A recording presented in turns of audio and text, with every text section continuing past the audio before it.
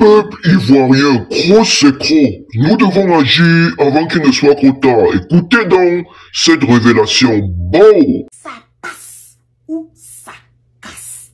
Si eux peuvent sortir au nord, là, et puis il n'y a pas de problème là. Donc nous sommes sortis. Il n'y a pas de report. Le 11 là, on sort. Celui-là même qui est venu, qui a éliminé presque tous les nordistes. Ces nordistes aujourd'hui qui disent que ils ont mené le combat. Ils sont là pour Ouattara. Ils ont pris des armes pour Ouattara. La rébellion a existé pour qui? Qui est en train de manger les fruits de la rébellion? Un seul nom. Une seule cause. Alassane Dramane Ouattara. Ahmed Bakayoko qui a donné sa vie, qui a donné sa poitrine pour Ouattara. Celui-là même qui a dit que quand Ouattara te met en haut, là, faut pas penser que tu es en haut, hein. Parce que quand il te dépose là, tu te retrouves en bas. Il a déposé Ahmed Bakayoko où? 6 pieds sous terre. Est-ce que vous-même là, vous-même qui dites que vous êtes des nordistes là, vous avez enterré combien de vos enfants nordistes? Quand vous voyez Dramane se déplacer pour aller au nord, c'est qu'il y a un fils, il y a nos frères, un de nos frères nordistes là, que Ouattara a pris le corps et puis il allait déposer. Il a fait pareil à Amadou Gon Coulibaly. Pareil, Ouattara. Pareil, Amadou Soumaoro, celui-là même qui dit, qui était surnommé Monsieur Cimetière, que si lui il était le président de la République de Côte d'Ivoire, si c'était lui là, que lui il allait emmener tout le monde au cimetière, même le président Laurent Gbagbo n'allait pas être échappé. Il est où aujourd'hui? 6 pieds sous terre.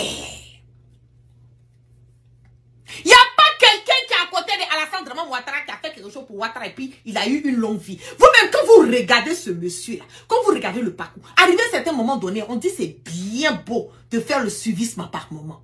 Mais quand vous-même vous vous asseyez, vous regardez la vie des Ivoiriens, vous regardez ces personnes qui se disent aujourd'hui qui sont proches de Ouattara, quand vous-même vous regardez vos vies là, est-ce que vous avez une vie? Est-ce que vous arrivez à dormir? Si Dramane va marcher sur le corps des Ivoiriens pour venir s'asseoir sur le trône là, c'est qui va marcher sur le corps des Ivoiriens pour venir s'asseoir sur le trône.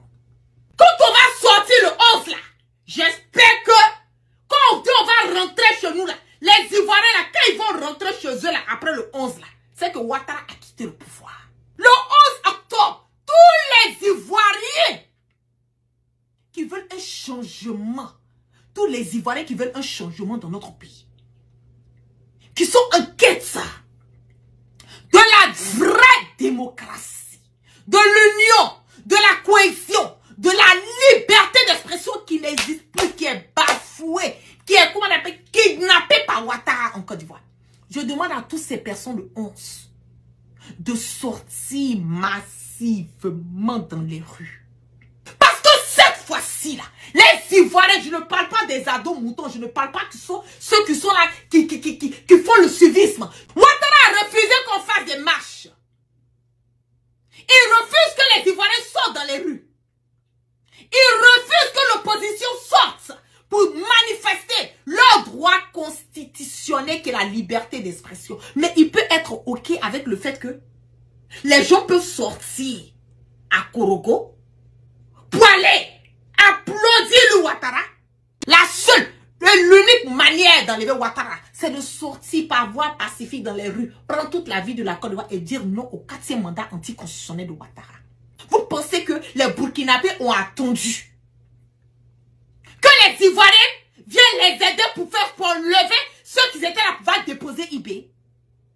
Vous pensez que les Maliens ont attendu que les Ivoiriens ou bien les Burkinabés viennent les aider pour lever, comment on appelle, celui qui était là pour déposer, comment on appelle, Assimi?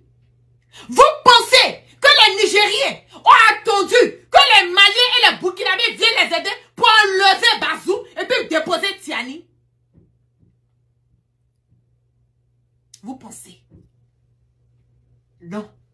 Aujourd'hui, les Ivoiriens, la Côte d'Ivoire est dans les mains d'un sanguinaire notoire. Aujourd'hui, la Côte d'Ivoire est hypothéquée.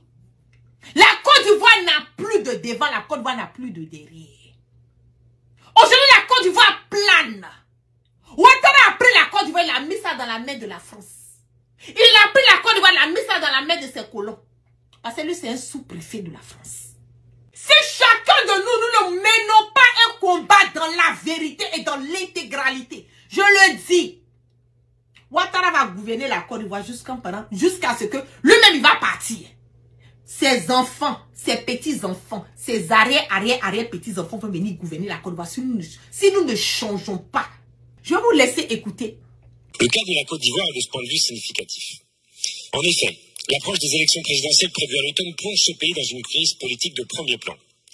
La liste électorale sur laquelle repose la légitimité du scrutin présente un taux d'irrégularité estimé à 75%, soit environ 6 millions d'irrégularités sur les 8 millions d'inscrits. Cette anomalie intervient alors même que 5 millions d'euros ont été alloués par notre ministère de l'Europe et des Affaires étrangères à l'opérateur Civilpol, censé œuvrer à la modernisation de l'état civil et au recensement.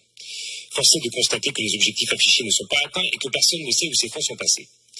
Dans le même temps, plusieurs figures majeures de l'opposition, Laurent Gbagbo, Tidjane Thiam ou encore Charles Blé Goudet, ont été exclus de manière brutale de la compétition électorale, conduisant de facto à une élection présidentielle sans opposant. Dans ce contexte, le silence de la France quant à l'attitude d'Alassane Ouattara, dont on porte à croire qu'il se dirige de manière illégale vers un 4e mandat, soulève de vives interrogations. Car la non-ingérence n'est pas l'indifférence, et nous n'avons pas toujours été aussi prudents par le passé. Ce silence est d'autant plus grave que circule une photographie montrant notre ambassadeur en poste à Abidjan arborant un t-shirt à l'effigie de la première dame ivoirienne, envoyant un signal politique lourd de conséquences.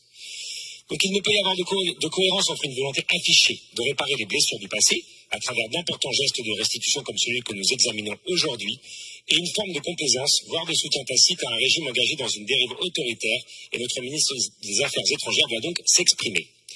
Une politique étrangère digne de ce nom ne peut en effet ignorer les aspirations des peuples, ni faire preuve d'indulgence à l'égard de pratiques contraires aux principes que la France défend sur la scène internationale. C'est pourquoi, Madame la Ministre, nous voterons bien sûr en faveur de ce texte, mais nous ne pouvons nous en tenir là. Les peuples que la France a colonisés et à qui elle a spolié un patrimoine parfois inestimable méritent toute notre exigence, tout notre sérieux et une diplomatie forte au service des droits des peuples. Je vous remercie. Même les Français, les vrais Français, même ils en ont marre de la Côte d'Ivoire, ils en ont marre de Ouattara. Même l'Union européenne a fini de chier Ouattara. La France a déposé Ouattara.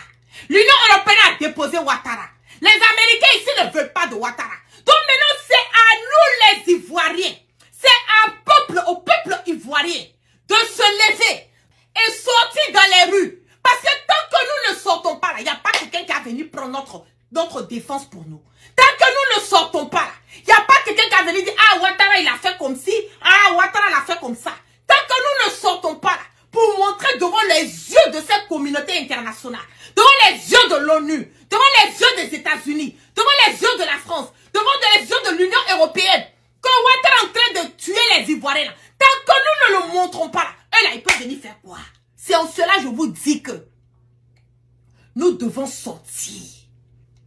La marche du 4 a été reportée au 11. Il faut reculer pour mieux sauter.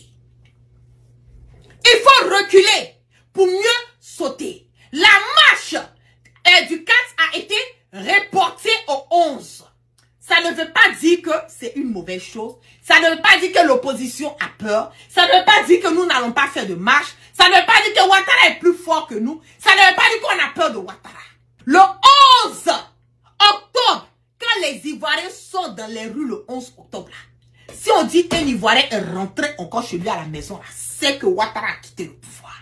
Un arriviste, un boyoro Jean, c'est pas lui qui va venir dire à nous les Ivoiriens, qui va venir dire au peuple ivoirien qu'ils n'ont pas le droit d'exercer leur devoir constitutionnel que cette liberté d'expression. Je dis le 11 là. Quand on dit le 11 a fait paix là, les Ivoiriens sont dans les rues, portez vos maillots dans les rues, pacifiquement, et puis allez montrer à Alassane Draman Ouattara que la Côte d'Ivoire c'est un État, ça ne lui appartient pas. Je vous ai dit, ici, nous sommes dans l'actualité authentique.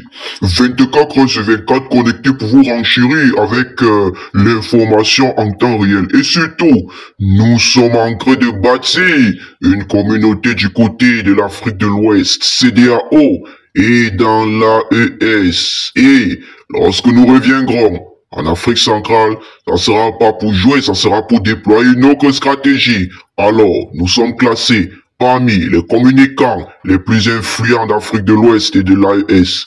Et il n'y a pas à discuter avec quelqu'un, celui-là qui n'est pas fier, celui-là qui n'est pas content, celui-là qui n'est pas agréablement servi dans cette église médiatique, il n'a qu'à quitter ici parce qu'on ne supplie personne venir regarder nos diffusions. Et surtout, en ce moment où nous sommes, personne ne peut plus nous détrôner parce que nous approchons un peu de la couronne. On se dit à la prochaine. Hasta la vista, baby. Bisous là-bas, les gars. Bon.